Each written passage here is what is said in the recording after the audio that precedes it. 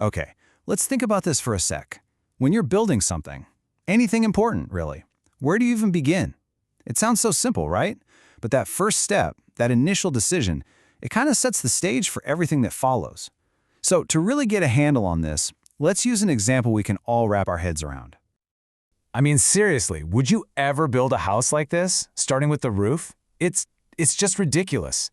I know it sounds absurd, but hang on, because this question is actually super important for what we're talking about today. Just picture it. Your builder shows up, throws the roof on, shoves in some windows, and then goes, "Oops, totally forgot the foundation." And then, right as the walls are starting to buckle, their brilliant idea is to slap on some security cameras. You'd fire them on the spot, no question. But here's the crazy part. This is exactly how a ton of software gets built. Security is treated like those cameras, something you just bolt on at the very end, long after all the really critical decisions, the foundational ones, are already set in stone. So, that's what we're digging into today, the proper architect's blueprint for software. We're going to cover why building security in from the start is a game changer. We'll look at the building codes, you could call them. We'll even walk through a pre-construction checklist. And by the end, you'll see how this whole approach turns a simple plan into, well, a digital fortress. All right, first things first, let's talk about the blueprint itself. The whole idea here is to completely change how we think about security. We're moving away from that bolted-on afterthought and shifting to a mindset where security is built in right from the very beginning. It's part of the DNA of the project, not just a patch. And believe me, the difference between these two approaches is night and day. That all bolt-on security, it's all about being reactive, running around putting out fires, finding and patching flaws. It's expensive, and your system is always fragile. But secure by design, that's proactive. It's about building a strong, resilient foundation from the get-go. So what is secure by design, really? Well, if you look at the OWASP framework, they define it as a foundational approach. It's about making sure security is literally engineered into your apps from day one. And here's the key. The goal is to make them resilient to threats by their very nature, not just because you got lucky and patched a hole. And this timeline here shows you exactly where it fits in, which is so important. This isn't some tool you run at the end or just another coding standard. Nope, it's a design discipline. It happens right there, in the design phase, after you've planned but before a single line of code gets written. Think about that. You're shaping the architecture to be secure from the start. That means the most expensive, most dangerous flaws, they never even get a chance to exist. Okay, so that brings us to the core building codes. I mean, it's great to talk about this in theory, but how do we actually do it? Well, just like a house has to follow strict building codes to be safe, this framework has its own set of foundational principles to make sure your software is structurally sound. And it all starts right where it should, with the foundation, the architecture itself. We're talking about things like drawing clear boundaries between different parts of your app.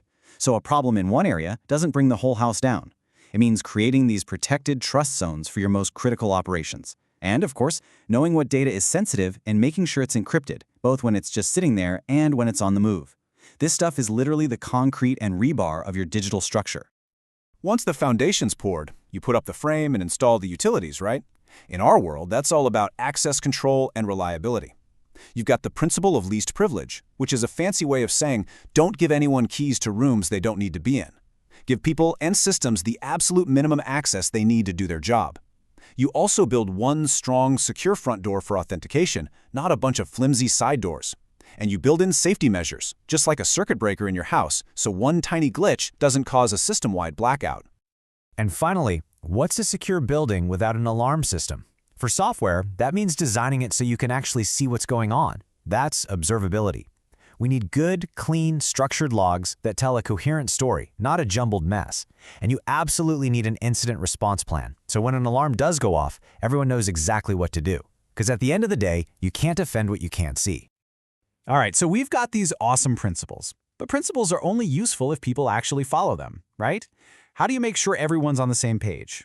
Well, this is where the framework gives us a really smart, practical tool, a pre-construction checklist. And here's the best part. This isn't some monster 1,000-page document that no one will ever read. The core checklist is super concise, just around 40 key questions. It's designed to be a quick gut check, a practical tool that helps you make good design choices, not some bureaucratic nightmare that brings everything to a grinding halt. And this is so crucial. The checklist isn't just for the architects or the security nerds. It's meant to be a communication bridge. It gives the dev teams a simple, structured way to say, hey, here's how we thought about security. This lets the AppSec team give quick, helpful feedback. It's all about collaboration, not those long, painful reviews that everyone dreads. And if you glance at what the checklist covers, you'll see it's not random. These inspection areas map directly back to those core principles we just talked about, from the architecture and data stuff all the way down to monitoring. It's basically a way to make sure that every single part of the blueprint was designed with security in mind, on purpose. Okay, let's talk about the payoff. From blueprint to fortress. Why go through all this trouble? Well, because building securely from the start pays off big time.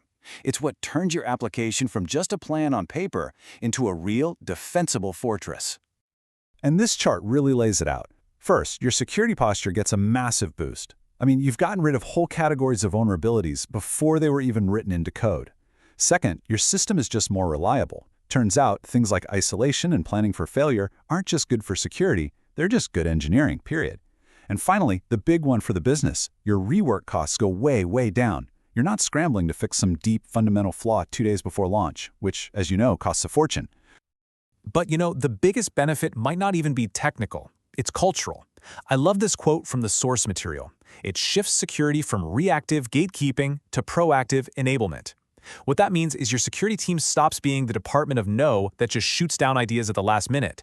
Instead, they become partners who are there from day one, helping everyone build better, more secure stuff together. So I'll just leave you with this one question to chew on. Take a hard look at the projects you're working on at your company.